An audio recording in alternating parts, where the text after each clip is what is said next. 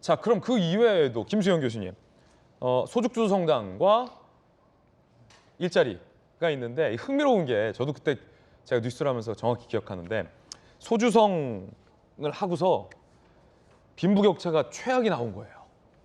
그리고 나서 청장이 경질됐는데 당시 문재인 대통령이 반박을 했거든요. 최저임금 인상 긍정 효과 90%더라. 그리고 나서 후임 청장이 와요. 강신욱 신임 당시 통계청장이 뭐라고 얘기를 했냐면 정책에 좋은 통계를 만들어서 보답하겠다. 정부가 추진하는 정책에 우리 통계청이 좋은 통계를 만드는 걸로 보답하겠다라고 해서 그때 논란이 됐어요.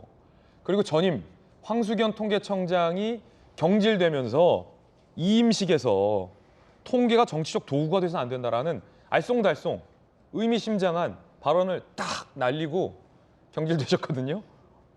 뭡니까?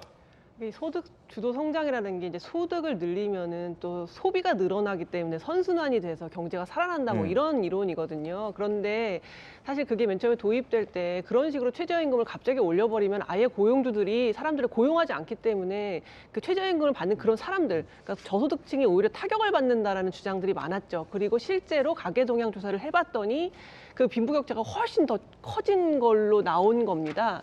그렇다 보니까 문재인 정부로서는 좀 당황스러웠겠죠. 그런데 그때 이 강신욱 청장, 그때는 보건사회연구원의 선임 연구위원이었는데 이 통계청으로부터 로 데이터, 그러니까 원 데이터를 받아가지고 분석을 새로 해요. 새로 해가지고 격차가 별로 많이 벌어지지 않았다라는 새로운 분석을 내놓게 됩니다. 이걸 근거로 청와대가 반박을 하고 황수경 청장을 경질한 다음에 그 강신욱 그분을 청장으로 모셔오게 되는 것이죠.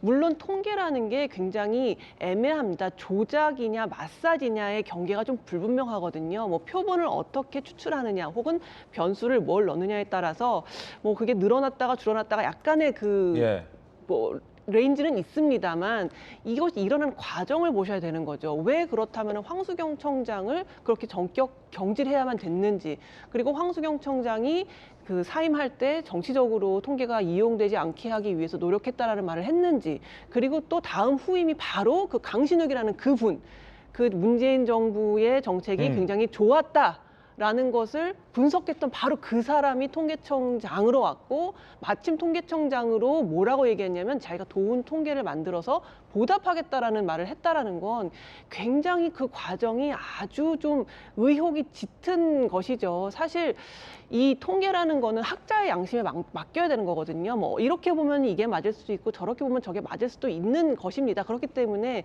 황수경 청장 하에서의 그 통계와 강신욱 청장 하에서의 통계가 뭐 둘 다 일리가 있을 수도 있어요. 그렇지만 이런 식으로 정부에게 입맛에 맞는 통계를 만드는 사람은 결국 청장으로 가고 올라가고 승진하고, 정부의 정책과 반대되는 결과가 나왔을 때는 경질하는 식의 이런 관행이 있다면 공무원들이 무슨 정말 동기로 열심히 일을 하겠습니까? 그리고 황수경 청장 하에서 그 가계 동향 조사라는 게 이전과 전혀 다른 방식으로 한 게 아니에요. 쭉 같은 방식으로 했고 그 해도 같은 방식으로 했더니 이렇게 나온 거죠. 시계열로 봐야 되는 거거든요. 통계는 동일한 방식으로 했더니 이런 추이가 있더라라고 해야 되는데 강신욱 청장이 온 뒤에는 갑자기 그 방식을 아예 바꿔버려요. 그러면서 주장하기로는 원래 방식에 문제가 있었다고 하지만 이 모든 것이 일어나는 시간 타임프레임을 볼 때 이것은 문재인 정부 하에서 문재인 정부의 정책이 맞다라는 것을 서포트하기 위해서 마사지를 했고, 여러 가지로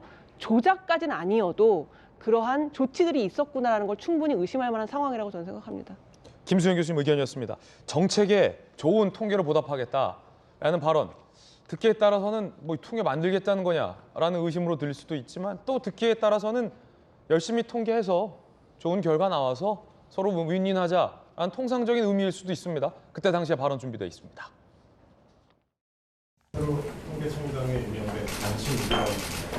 장관님들 정책에 좋은 통계 만드는 것으로 하겠습니다. 청장의 발언이 과연 전문성, 독립성, 또 객관성을 그 핵심 가치로 하는 통계청에 어울리는 발언이냐. 객관적인 통계여야 되고 독립적인 통계여야 되고 하는데 여기에 대해서 좋고 나쁘고는 주관적인 평가가 들어가 있는 것 아닌가 하는 그런 생각이 들고요. 게다가 보답하겠다라는 표현은 매우 적절하지 않다. 또 하나 흥미로운 대목 중에 하나가 뭐 조작인지 아닌지는 아직 단정할 수 없겠습니다만 이 고용 일자리와 관련해서 비정규직 제로를 추진했습니다. 그래서 비정규직의 정규직화라는 걸 했지만 아시다시피 고용이라는 것이 정규직화도 중요하지만 유연성도 중요하기 때문에 중앙정부에서 이렇게 그립을 쥐고 다 정규직화를 전환하다 보면 오히려 부작용이 큰 사례가 직접 나왔었습니다. 실제로 2019년에 비정규직이 오히려 86만 명이 증가하는 통계가 나왔습니다. 그때 당시 통계청장이 실제 비정규직이 는 게 아니라 조사 방식이 잘못됐다라는 해명을 내놔서 그때 당시에도 논란이 되기도 했었습니다. 김의겸 당시 청와대 대변인은 이 소득 주도 성장의 긍정적 효과가 90%다라는 논평을 내기까지 했습니다. 실제 나왔던 그리고 전임 통계청장이 당시에 경질됐던 이유 중에 하나가 소득 주도 성장하더니 빈부격차가 커지더라라는 통계 조사가 나온 직후인데요. 한번 들어보시죠. 문재인 대통령 발언입니다. 통계를 보면 저임금 근로자 쪽의 임금이 크게 늘었다. 이런 부분은 소득주도 성장, 최저임금 증가의 긍정적 성과이다. 소득주도 성장, 최저임금 증가의 긍정적 효과를 충분히 자신 있게 설명해야 한다. 긍정적인 효과가 90%다.